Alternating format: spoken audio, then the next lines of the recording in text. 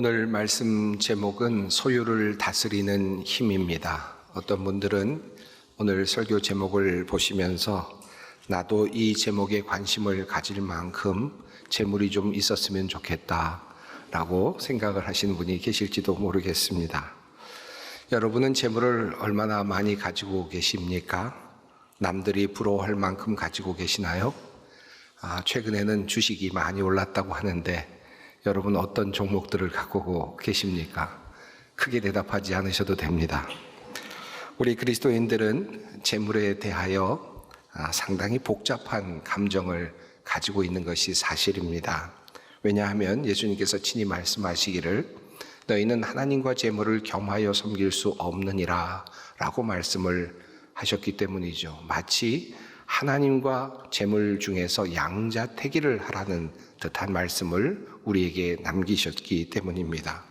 한 걸음 더 나가서 주님께서는 낙타가 바늘기로 들어가는 것이 부자가 하나님 나라에 들어가는 것보다 쉬우니라 라고도 말씀을 하셨습니다. 이렇듯 예수님의 말씀 속에는 부자에 대한 경계의 말씀이 여러 곳에 들어 있습니다. 우리는 이 지점에서 이런 질문을 던져볼 수 있습니다. 우리는 그리스도인으로서 부자가 되는 것을 과연 꿈꿀 수 있는가? 그리고 우리는 이 세상을 살아가면서 이렇게 생각하는 것이 당연한 일인가? 아니면 혹시 이것은 그리스도인으로서 부끄러운 일인가? 라는 질문을 먼저 던져볼 수 있겠죠. 재산이 많다는 것은 분명 죄가 아닙니다. 또한 부자로 사는 것이 부끄러운 일도 아닙니다. 다만 우리 그리스도인들에게 중요한 문제는 어떤 부자로 사는가라고 하는 것입니다. 내가 가진 재물을 어떻게 지혜롭게 사용할 수 있는가라고 하는 것이 매우 중요한 주제이겠습니다. 자, 그렇다면 이런 질문을 다시 하게 됩니다. 재물을 가지고 있으면서 참다운 그리스도인으로 산다는 것은 어떻게 사는 것일까? 부자로 살면서 믿음을 가지고 산다는 것은 어떤 삶을 말하는가라는 질문입니다. 물론 이 질문에 답하기 전에 먼저 우리에게 재물이 무엇인가를 먼저 생각해 보십시다. 재물은 우리가 알고 있듯이 실은 포기해야 할 악은 아니죠. 사실은 재물은 우리가 사용해야 할 도구입니다. 잘 사용하면 유익하게 될 수가 있고요. 그러나 잘못 사용하면 독이 될 수도 있습니다. 잘 사용하면 사회와 교회와 또 우리의 신앙적인 삶에도 매우 유익한 그런 도구가 될 수도 있습니다. 성경은 우리에게 재물을 우리가 손에 쥐는 것을 부정하지 않습니다. 도리어 그것이 축복임을 때로는 우리에게 알려줍니다. 열심히 일해서 얻은 소유를 인정해 줍니다. 야곱이 밧단 아람으로 가서 오랫동안 머물면서 후에 큰 부자가 되어서 돌아오는 모습을 하나님의 축복으로 그렇게 성경은 묘사해 주고 있습니다. 하지만 성경이 항상 경계하는 한 가지가 있습니다. 그것은 바로 재물이 우리의 마음까지 침범해 들어오도록 해서는 안 된다라고 하는 것입니다. 마음을 예속시키도록 해서는 안 된다라고 하는 그러한 말씀입니다. 하나님께서는 우리에게 재물을 갖지 말라고 말씀하시는 것이 아니라 재물이 우리를 갖지 못하게 하라고 그렇게 말씀을 하십니다. 재물이 내 손 안에 있을 때에는 복이 될 수 있지만 내 마음속에 들어와서 자리를 틀게 되면 때로는 그것이 독이 된다는 뜻입니다. 오늘의 본문 말씀 시편 62편 10절의 후반부는 이렇게 권면합니다. 재물이 늘어도 거기에 마음을 두지 말지어다. 재물이 우리의 마음을 지배하지 못하게 하는 것이 중요하다라고 하는 말씀입니다. 재물이 나의 마음을 지배한다라는 뜻은 무엇이겠습니까? 재물이 모든 것을 나의 모든 문제를 해결해 줄 수 있다고 믿고 또 알고 재물을 부러워하고 그리고 재물을 숭상하고 재물을 구하고 재물을 모으려고 하는 그 모든 태도들을 아마 포함하는 말일 것입니다. 그래서 성경은 경고하지요.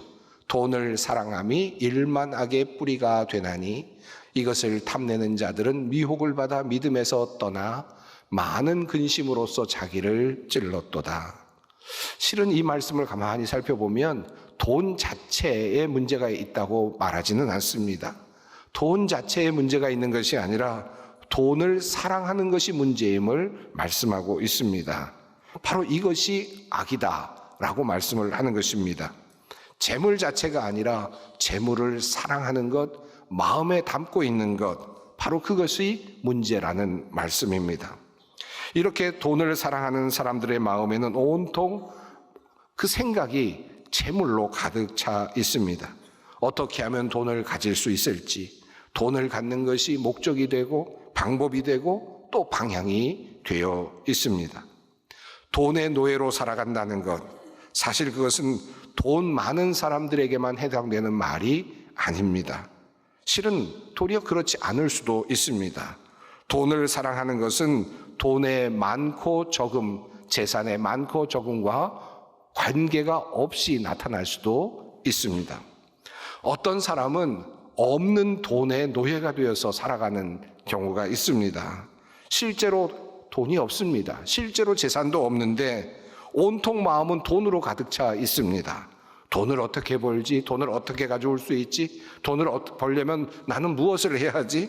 돈이 없어서 불행하고, 재산 있는 사람들을 보면 화가 나고 부럽기도 하고, 돈만 있으면 아무런 문제가 없을 것 같고, 돈만 있으면 모든 문제를 다 해결될 것 같은 그런 생각을 하면서 돈을 추구하고 돈을 생각하면서 그렇게 살아가는 사람들이 있습니다. 돈의 노예가 되어 살아가는 사람들이죠. 오직 돈을 버는 데만 관심이 있습니다. 어떻게 해서든지 돈을 벌려고 합니다. 실제로 재산이 없는데, 그런데 재산에 그 돈의 노예로 살아가는, 마음은 그곳에 갇혀 있는 그런 사람들이 있습니다. 또 어떤 사람은 많이 가진 재산 때문에 노예가 되어서 살아가죠. 돈이 모든 자신의 문제를 해결해 줄 것처럼 생각이 되어서 교만해집니다. 없는 사람을 무시합니다. 자신이 노력해서 재산을 얻은 것으로 생각해서 잘난 체도 합니다. 이런 사람 역시 재산과 돈의 노예가 되어서 살아가는 사람들입니다. 결국 문제가 무엇일까? 무엇이 그의 마음을 지배하고 있는가라고 하는 것입니다. 자, 오늘 본문 말씀을 조금 더 깊이 들어가 보십시다. 오늘 시편의 말씀은 다윗의 시입니다. 환난과 위기 속에서도 오직 하나님만을 향한 절대적인 신뢰를 노래하고 있는 그런 내용입니다. 불안한 세상을 살아가고 있는 사람들에게 어떤 자세로 이 세상을 살아갈 것인지를 알려주는 귀한 지혜의 말씀이 들어있는 그런 내용입니다. 시편 62편에 두드러지게 많이 반복되고 있는 단어가 하나 있습니다.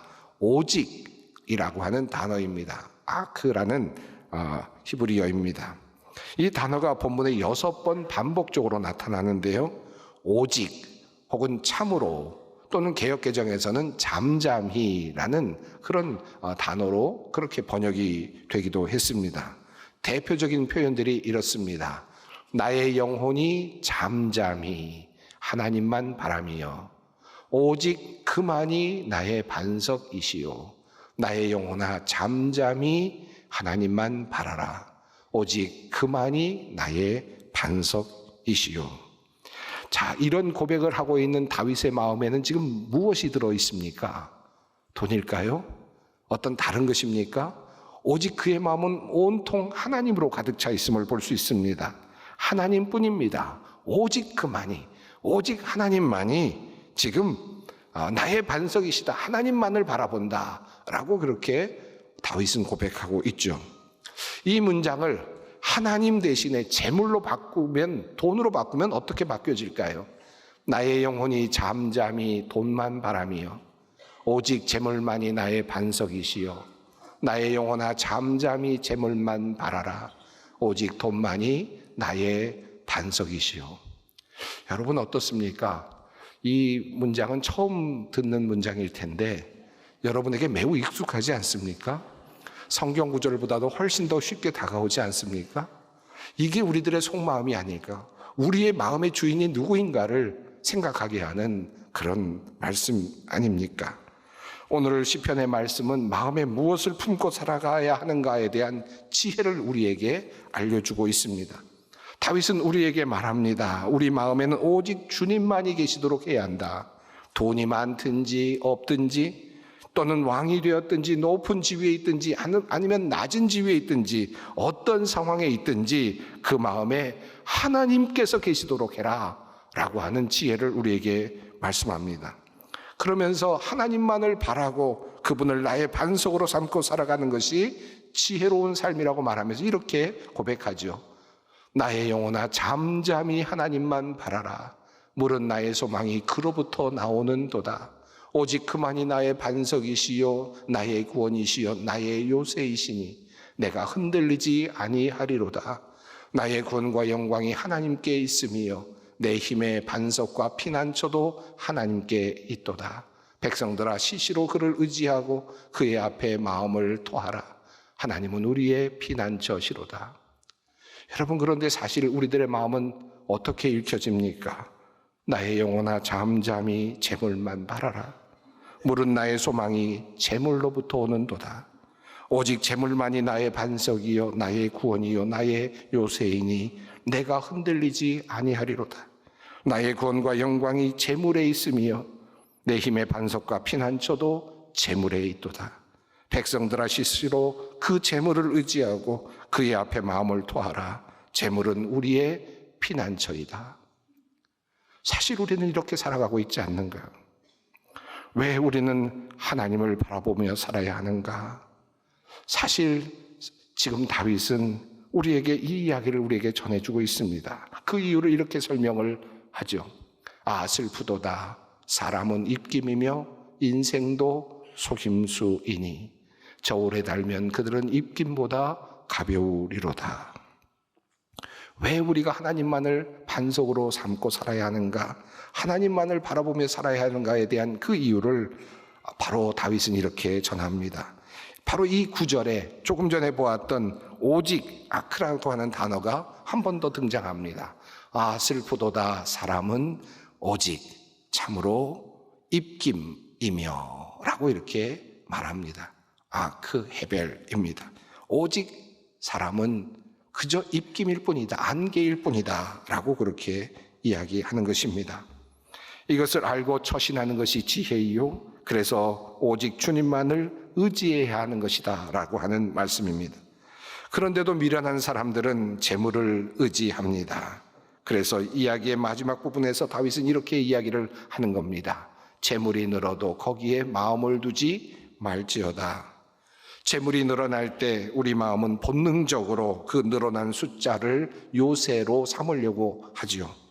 이제 이 정도면 안전하겠다라고 하는 생각이 들기도 합니다. 바로 그 생각이 드는 순간, 바로 그때 하나님이라는 요새를 버리는 순간이 될 수도 있습니다. 재물이 늘어날수록 우리는 재물을 의지하려고 할 수 있습니다.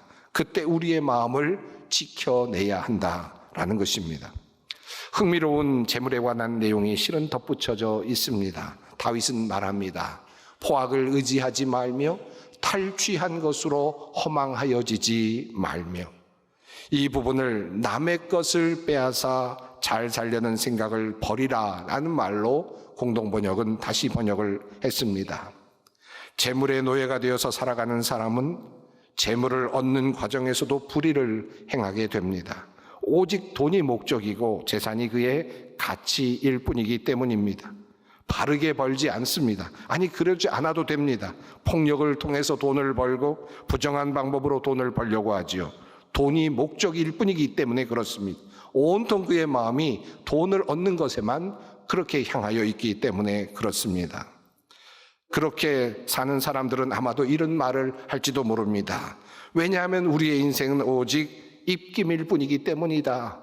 우리의 인생은 그저 한순간일 뿐입니다. 그러니 이 짧은 인생, 한순간에 지나가는 인생 좀 폼나게 살아야 되지 않겠습니까? 그렇게 이야기할지 모르겠습니다. 그래서 한탕주의가 나올지도 모르겠습니다. 그러나 이렇게 생각하는 사람들이 한 가지 잊고 있는 것이 있습니다. 하나님께서 계신다. 하나님께서 심판하신다는 그 사실을 그는 잊고 있는 것입니다. 누가복음 12장의 어리석은 부자에 대한 이야기가 나오죠. 한 부자가 밭에 소출이 풍성해지자 이렇게 생각을 합니다. 자기 자신에게 이야기합니다. 내가 곡식을 쌓아둘 곳이 없으니 어찌할까 하고, 또 이르되 내가 이렇게 하리라.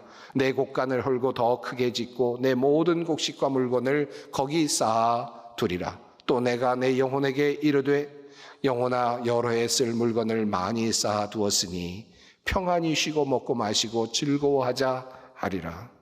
이 부자는 내가 내 모든 곡식, 내 곡간, 내 영혼이라고 반복적으로 표현하고 있습니다. 자기 힘으로 얻은 것이라고 그렇게 생각하고 있죠. 그리고 이것은 내 것이라고 그렇게 말합니다. 얼마 동안 내 것이 될까요? 어느 시간 동안 내 것일까요? 성경은 말씀합니다. 하나님께서 그에게 말씀하시죠. 어리석은 자여, 오늘 밤에 내 영혼을 도로 찾으리니 그러면 내 준비한 것이 누구의 것이 되겠느냐. 다윗의 고백대로라면 슬프다. 사람은 결국 안개일 뿐이다. 헤벨. 바로 안개, 입김이 아무리 그 옆에 좋은 것을 옆에 붙여놓고 있다고 한들 그가 사라지게 될 때 그 옆에 있던 것은 어떤 의미가 있겠습니까? 창세기 14장에 기록된 아브라함의 이야기는 재물과 관련하여 성도들이 어떤 자세를 취해야 하는지 우리에게 또 아주 중요한 것을 알려주고 있습니다. 엘람왕, 시날왕, 그리고 엘라살왕, 그리고 고임왕의 연합군이 소돔을 공격하죠. 그리고 롯과 그의 가족, 그리고 모든 재물들을 빼앗아서 갑니다.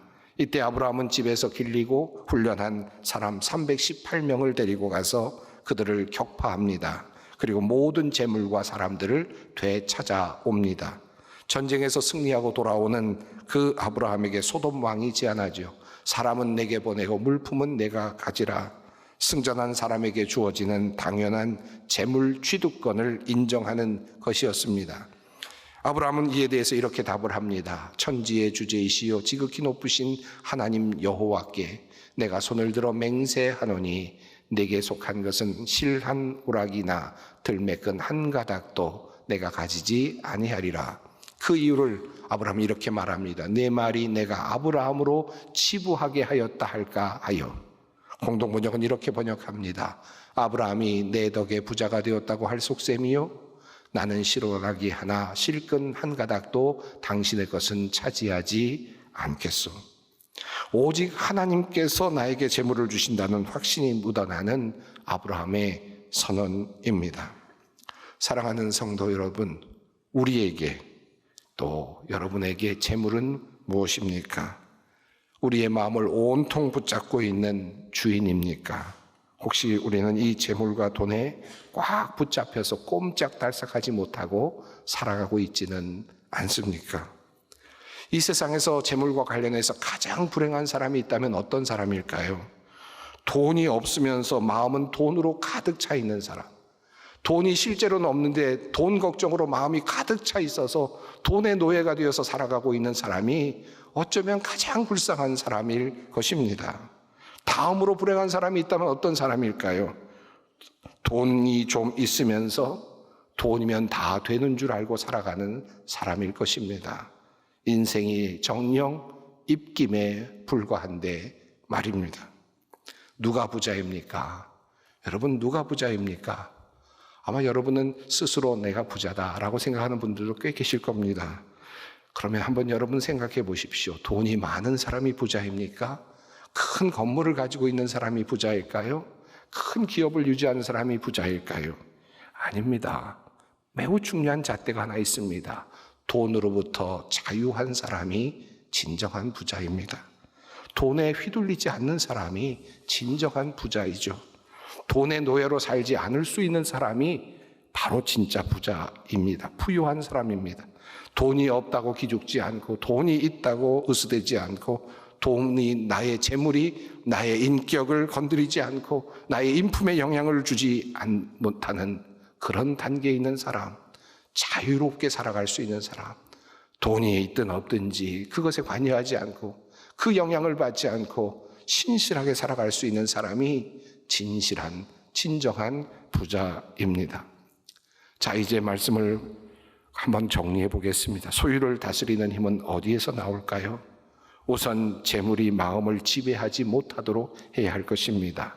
재물이 없으면 죽을 것 같고 재물이 있으면 하나님 없어도 살 것 같은 그런 상태가 바로 재물에 예속된 상태입니다. 이 상태로부터 우리가 자유로워져야 하겠습니다. 둘째로 소유를 얻는 방법을 주의해야 합니다. 부정한 방법으로 얻은 재물은 반드시 우리를 죄의 노예로 만들 것입니다. 정당한 땀, 하나님의 은혜로 얻은 재물만이 우리를 자유롭게 하고 그리고 힘있게 할 것임을 잊지 마십시다. 그리고 셋째로 우리의 요새를 교체하십시다. 재물과 돈이라고 하는 요새가 아니라 하나님을 요새로 삼는 것이 필요합니다. 단지 입김과 같은 인생을 살아가는 우리들이기에 재물 역시 허무한 입김과도 같은 것임을 늘 생각하며 영원하신 하나님을 반석으로 삼는 우리가 되어야 하겠습니다. 사랑하는 성도 여러분, 오늘 예배를 바치고 나가는 우리의 손에는 여전히 세상의 재물이 들려 있을 것입니다. 그러나 중요한 것은 우리의 마음입니다. 우리의 마음이 어디에 있는가 중요합니다. 손에는 재물을 쥐고 있되 마음에는 하나님을 품는 사람이 되어야 하겠습니다. 재물은 여러분의 발밑에서 여러분을 돕는 도구가 되게 하시고 하나님께서 여러분의 머리 위에서 여러분의 인생을 인도하시도록 해 보십시다. 이 질서가 바로 잡히게 될 때에만 우리는 비로소 돈과 재물의 위력 앞에서 해방될 것이고 진정한 하나님께서 주시는 부요함을 누릴 수 있게 될 것입니다. 오늘 저는 여러분에게 늘 듣는 내용의 말씀을 증거했습니다. 늘 자주 드리는 말씀입니다. 저는 1년에 한 번 내지 2번씩 이 재물과 관련된 말씀을 늘 드리고 있습니다. 식상할 수 있는 이야기고 늘 들었던 예화이기도 합니다. 그럼에도 불구하고 오늘도 여러분에게 이 말씀을 반복해서 드리는 이유는 저도 그렇고 여러분도 아직 우리 안에는 이 재물의 위력이 큰 힘을 발휘하고 있기 때문입니다. 그러므로 오늘도 다시 한번 돌이키십시다. 사순절 첫 번째 주일을 맞이하는 오늘 우리들을 다시 돌아보는 귀한 은혜가 있기를 바랍니다.